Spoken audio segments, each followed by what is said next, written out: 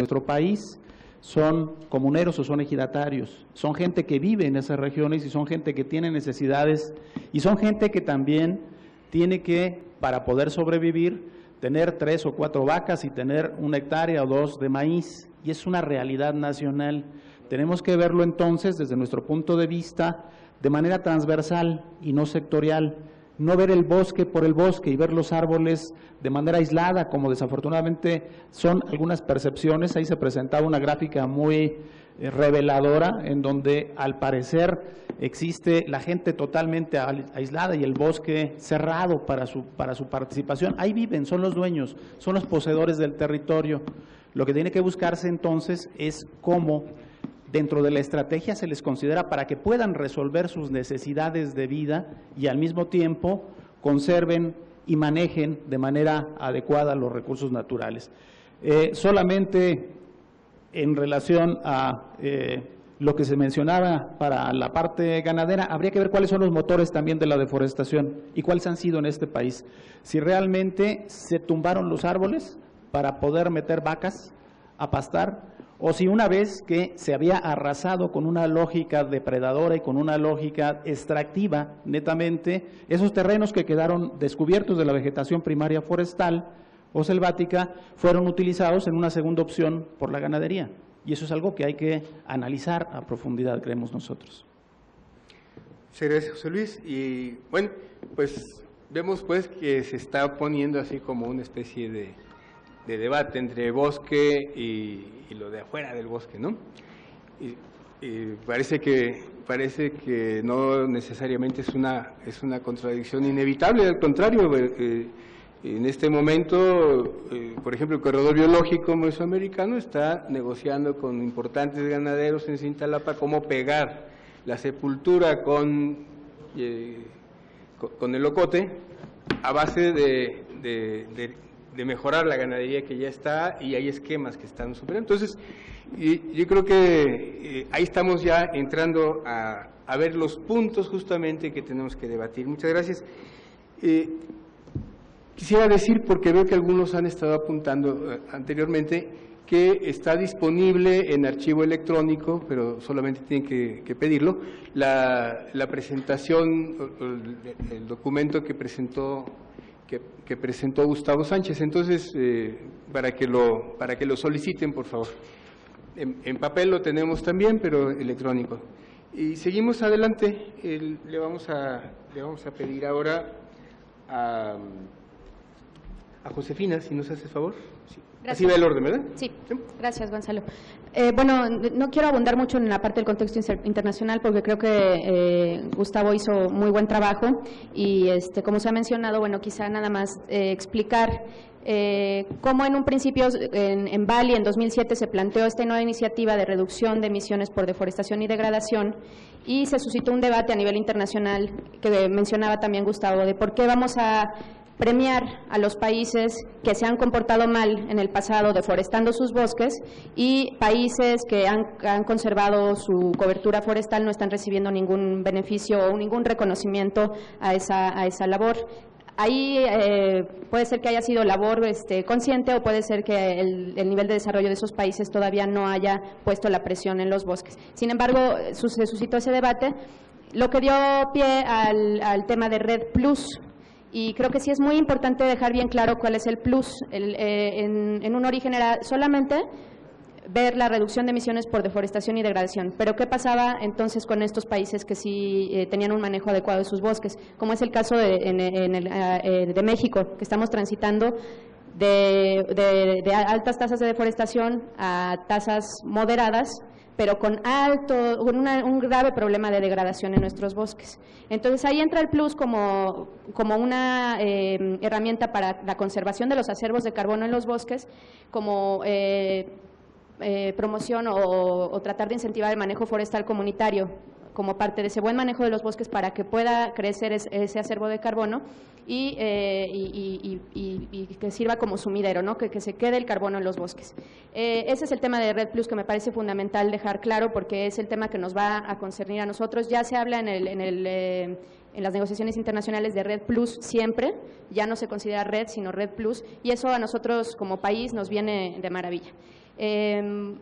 Ahorita las negociaciones, como bien saben, tenemos la conferencia de las partes, se va a celebrar aquí en nuestro país, en Cancún, a final de año. Tenemos peso extra para el desarrollo de nuestra propia estrategia de red, pero que, como bien dice Sergio, esa estrategia está en pleno diseño ahora. Es un proceso abierto que se está dando en el seno de la Convención de la Comisión Intersecretarial de Cambio Climático, donde participan varias secretarías, en donde se creó un grupo en particular para el tema, un grupo de trabajo para el tema de red, que justamente sesionó ayer, y me da mucho gusto informarles que se formalizó, Sergio, la relación con el Consejo Técnico Consultivo Red de la sociedad civil como consejo asesor de este grupo de trabajo, que me parece fundamental porque le da es una vía de participación de la sociedad civil y de otros actores, que está totalmente abierta a la participación de ellos en este consejo, para incidir en el diseño de la Estrategia Nacional Red. Ahora, no vamos a estar listos para la COP, para Cancún, para presentar una estrategia, porque eso va a requerir de muchísimo esfuerzo y el trabajo de muchas otras de secretarías que no tienen nada que ver con lo forestal, pero que inciden en esta cuestión de red. Entonces, no vamos a estar listos para la COP con esta estrategia, pero sí pensamos tener por lo menos construida una visión consolidada, consultada ampliamente, ¿no?, en el país. La otra cosa que quiero mencionar es el tema de las fases. Ahorita México está en el país de prepararse para entrar a red. No estamos listos todavía para implementar acciones, para empezar a hacer proyectos, porque ni siquiera hay criterios claros. Entonces, nada más dejar en claro que tenemos fases. México y el resto del mundo estamos en la fase de preparación, que incluye lo que decía también el ingeniero Romo, de buscar este alineamiento de políticas y de hacerlas compatibles, ¿no? De saber que estamos trabajando espacialmente en un terreno, no Zagarpa en contra de Semarnat, sino los dos en conjunto, viendo una coherencia de las políticas. Gracias. Gracias. Bueno, entonces vemos aquí cómo empiezan también a figurarse algunas preguntas difíciles de contestar. ¿Red es mitigación solamente o también es adaptación, como adaptación misma, o tiene que preverse en función de los escenarios futuros, o hay efectos de retroalimentación? ¿Cómo le hacemos para cuantificar eso en términos de lo que tendría que pagarse o no, o los instrumentos para moverlo? La dificultad también para poder distinguir cómo se puede hacer una cuestión manejable cuando tenemos estrategias de todo tipo de cosas. La de conservación de suelos, la de manejo sustentable está ahí rezagada, de repente sale una de especies invasoras, etcétera. Entonces, ¿hasta qué punto las formas de participación social pueden ser o no vinculantes? ¿Hasta qué punto pueden ser manejables? ¿Y hasta qué punto hay una representatividad de las formas de participación social? Entonces, en esta apertura que estamos viendo, necesariamente con gusto, parece que vamos a tener que empezar ya también a ver cómo reorganizamos todo este entramado que se va felizmente generando. Y posiblemente Margarita nos pudiera hablar de estas y otras cosas que tenga por ahí en sus notas. Yo quiero iniciar con un asunto que me parece muy importante. El papel de México en este asunto de la negociación y que está relacionado con la posición que guarda a nivel internacional que vamos a negociar. ¿Por qué el papel de México? Porque tenemos una cantidad importante de instrumentos internacionales que ha firmado el país, a los cuales se ha comprometido. Un resumen que se hizo en el 2006 habla de más de 500 en términos ambientales. Ni la Secretaría de Relaciones Exteriores las tiene completas. Esto nos representa un reto porque estamos adquiriendo un compromiso más en este ámbito internacional a través de RID. Entonces, me llama la atención porque además hay una serie de grupos de trabajo de distinta índole en el ámbito internacional. Entonces, podemos hablar desde el Banco Mundial, el Grupo de Bosques del Banco Mundial, o del BID, o de Naciones Unidas, y entonces, o el mismo de Semarnat, que a la vez es CONAFOR, que a la vez es el INE, y entonces me parece que esto se hace más complejo todavía para entender de cuando vamos a presentar como país una posición, qué parte del país la está presentando. ¿Es la autoridad ambiental?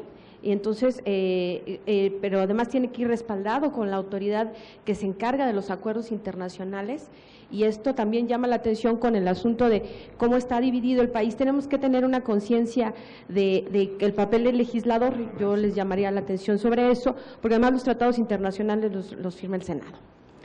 El papel de la Cámara de Diputados, entonces tendrá que irse ajustando eso. Y hay asuntos, preguntas que en el ámbito internacional todavía están en el aire y tiene que ver con, por ejemplo, cuáles son las actividades que pueden ser elegibles. La deforestación, la conservación de los suelos, la conservación de los bosques. ¿Cómo se calcula esta reducción? ¿Va a ser una reducción con lo que ya existe, con lo que se va a dejar de evitar o con lo que vamos ahora a capturar?